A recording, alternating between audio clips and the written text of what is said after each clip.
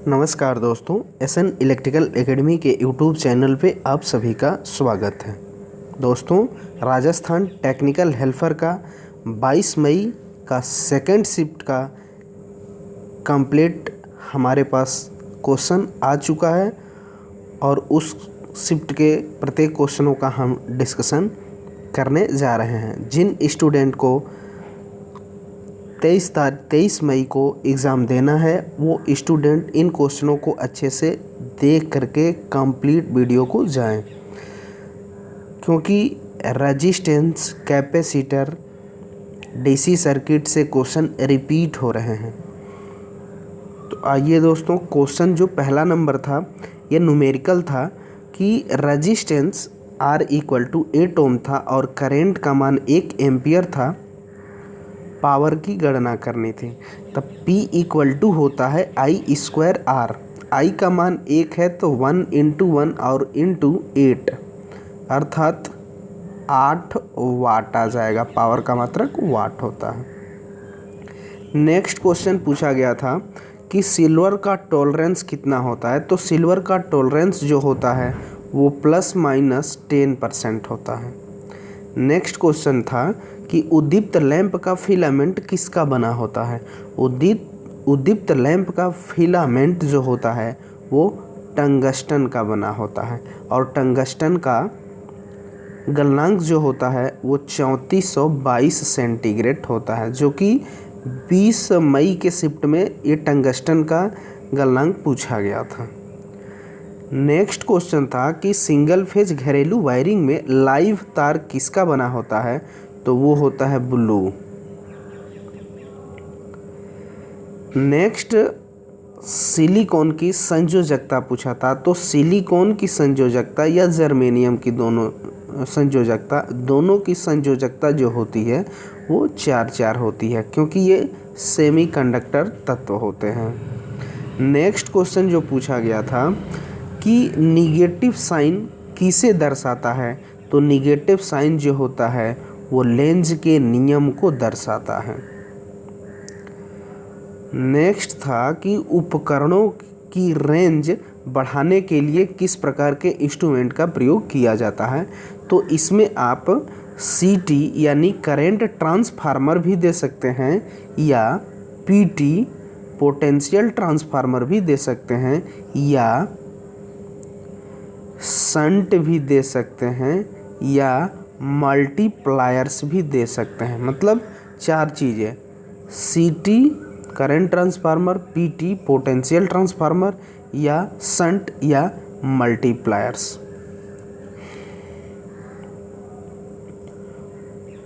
Next question था कि ओम का नियम किस घटकों का होता है, अर्थात ये ओमीय घटकों के लिए होता है। नेक्स्ट एक क्वेश्चन पूछा गया था कि आवेश तथा विभवांतर के अनुपात को क्या कहते हैं। आवेश यानी Q बटा विभवांतर को क्या कहते हैं। C कहते हैं, धारिता कहते हैं, अर्थात C = होता है Q/V। याद रखिएगा, धारिता कहते हैं। नेक्स्ट क्वेश्चन पूछा गया था कि DC मोटर में इंटरपोल कैसे संयोजित किए जाते हैं। तो DC मोटर में इंटरपोल जो होते हैं वो आर्मेचर के श्रेणी में कनेक्ट किए जाते हैं। इसका काम जो होता है स्पार्किंग को कम से कम करना। उसके बाद प्लायर्स से क्वेश्चन पूछा गया था कि सर्वाधिक प्रयोग होने वाला प्लायर्स कौन है। तो सर्वाधिक प्रयोग होने वाला जो प्लायर होता है कॉम्बिनेशन प्लायर होता है।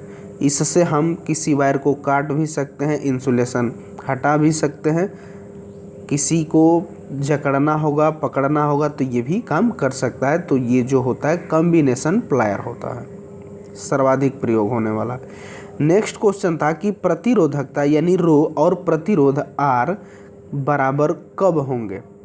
तो इसका जब आप फार्मूला लिखेंगे R = L/A, यानी लंबाई को 1 कर दें और एरिया को 1 कर दें तो ये कैंसिल आउट हो जाएंगे, तो ये R बराबर रो हो जाएगा, यानी प्रतिरोध बराबर प्रतिरोधकता हो जाएगी।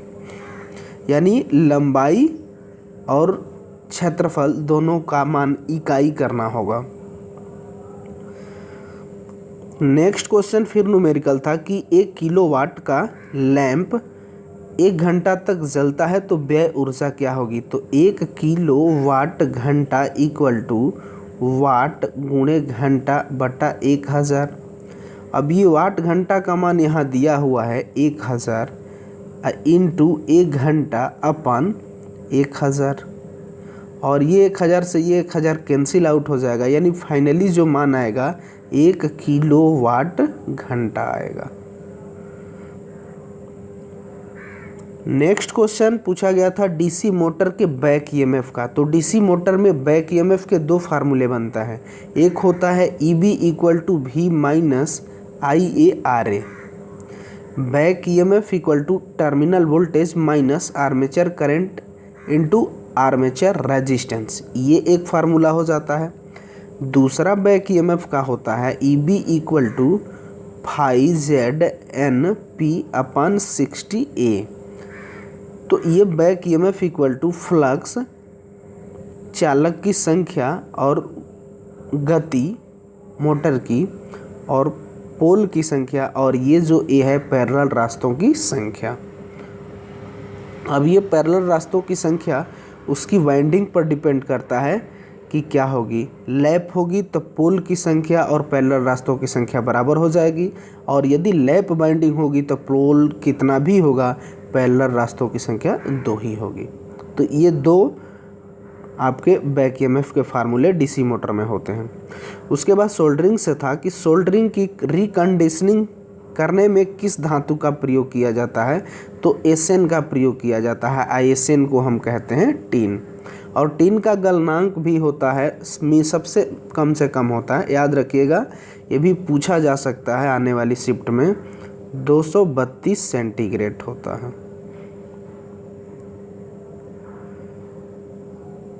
नेक्स्ट क्वेश्चन न्यूमेरिकल आया था कि R इक्वल टू 2 ओम, लंबाई 1 ओम और एरिया जो है वो 1 मीटर स्क्वायर है, रो का मान बताइए। तो R equal to row L/A, यहाँ से रो का मान निकालेंगे तो रो इक्वल टू हो जाएगा RA अपन L, और इसी में मान पुट करेंगे। R का मान 2 है इंटू एरिया का मान 1 है बटा लंबाई का मान 1 है, ये 1 से कैंसिल हो जाएगा अर्थात 2 हुआ, और विशिष्ट प्रतिरोध का मात्रक ओम इंटू मीटर होता है। याद रखिएगा 2 ओम इंटू मीटर। आने वाले दिनों में विशिष्ट प्रतिरोध या प्रतिरोधकता का मात्रक भी पूछेगा तो ओम इंटू मीटर होता है, या कहीं कहीं मीटर को ये सेंटीमीटर भी देता है, ये भी चल सकता है। नेक्स्ट क्वेश्चन पूछा गया था अंडरग्राउंड केबल से कि अंडरग्राउंड केबल में दोष कैसे ज्ञात किया जाता है। तो ये 2 तरीके होते हैं, एक होता है वो लेवियर टेस्ट, और दूसरा जो होता है वो लूप टेस्ट होता है। लूप टेस्ट और लूप टेस्ट 2 प्रकार के होते हैं, वारे लूप टेस्ट और एक होता है मूरे लूप टेस्ट। इससे अंडरग्राउंड केबल में फॉल्ट यानी दोष ज्ञात करने के लिए ये 3 प्रकार के तरीके उपयोग किए जाते हैं। नेक्स्ट क्वेश्चन पूछा गया था कि डीसी जनरेटर में फील्ड फ्लक्स विकृत हो रहा है, उसमें डिस्टॉर्शन पैदा हो जा रहा है, तो जो इस डीसी जनरेटर के द्वारा उत्पन्न ईएमएफ जो होगा वो कैसा होगा। तो पहले की अपेक्षा घटेगा, क्योंकि उसके फ्लक्स विकृत हो रहे हैं, यानी इंड्यूस्ड ईएमएफ जो होगा वो घटेगा।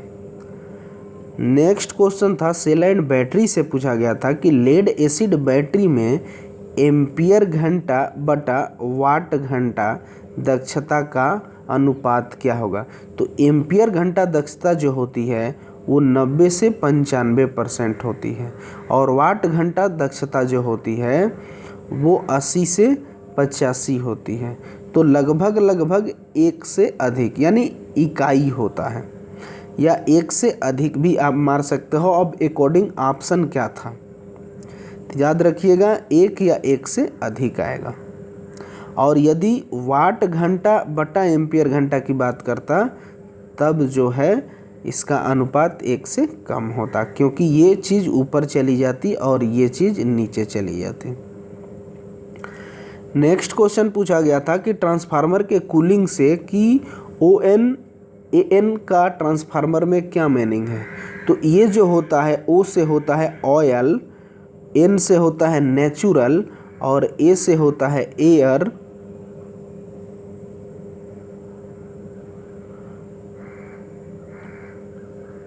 O से होता है ऑयल, N से होता है नेचुरल और A से होता है एयर और N से होता है फिर नेचुरल। मतलब कहने का मतलब है कि ट्रांसफार्मर कूलिंग का तरीका होता है ऑयल नेचुरल, एयर नेचुरल, यही इसका मीनिंग होता है। नेक्स्ट क्वेश्चन को पूछा गया था RLC सर्किट से और ये इनकम्प्लीट क्वेश्चन था, इसका हम दोनों कंडीशन बता देते हैं कि RLC सर्किट में फेजर आरेख में संदर्भ राशि कौन होती है। यदि सीरीज सर्किट की बात किया रहता है इसमें तो धारा रहती, और यदि समानांतर सर्किट की बात किया रहेगा तो वोल्टेज होगा संदर्भ राशि। तो दोस्तों ये 22 मई की सेकंड शिफ्ट के क्वेश्चन थे। यदि हमारा एक्सप्लेन करने का तरीका और ये वीडियो के क्वेश्चन आपको अच्छे लगे हैं तो प्लीज़ दोस्तों इस वीडियो को ज़्यादा से ज़्यादा लाइक करें, शेयर करें, और यदि आप इस चैनल पर नए हैं और अभी तक इस चैनल को सब्सक्राइब नहीं किया हुआ है तो प्लीज़ दोस्तों चैनल को सब्सक्राइब कर लें। इसी तरीके के राजस्थान टेक्निकल हेल्पर के 26 मई तक एग्ज़ाम होने हैं। सभी क्वेश्चन पेपर को हम आपके बीच इसी तरीके से एनालिसिस करते रहेंगे। तो सबसे पहले वीडियो पाने के लिए इस चैनल को सब्सक्राइब कर लें। तो इस वीडियो में बस इतना ही, तब तक के लिए बाय बाय, टेक केयर।